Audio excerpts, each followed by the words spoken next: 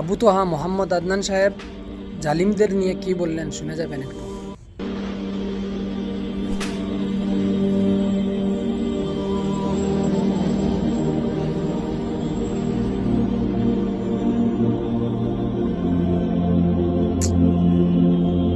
এখন মনে হয় যে কিয়ামতের দিনের দরকার ছিল।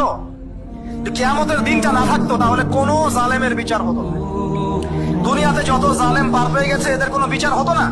আর দুনিয়াতে যত মাজলুম আজকে একদম সত্যি কথা। নিপীড়িত নির্যাতিত এদের কোনো সমাধান ন্যায় বিচার হতো না যদি কিয়ামতের মাঠ না থাকতো। তবে ওই দিনের জন্য আমরা অপেক্ষা করি। ওই দিন সবকিছুর ফয়সালা হয়ে যাবে ইনশাআল্লাহ আযজা ওয়া জাল। কিভাবে হবে? নবী সাল্লাল্লাহু আলাইহি ওয়াসাল্লাম বলেছেন, একটা শিংওয়ালা ছাগল একটা শিং ছাড়া ছাগলকে যদি অন্যায়ভাবে কুতা দিয়ে থাকে, এক্সাম্পল দিচ্ছেন তিনি, তাহলে আল্লাহ রাব্বুল আলামিন কিয়ামতের মাঠে ওই শিংহীন ছাগলকে শিং দিবেন, দিয়ে বলবেন তুমি গুঁতো দিয়ে ওর কাছ থেকে প্রতিশোধ নিয়ে নাও।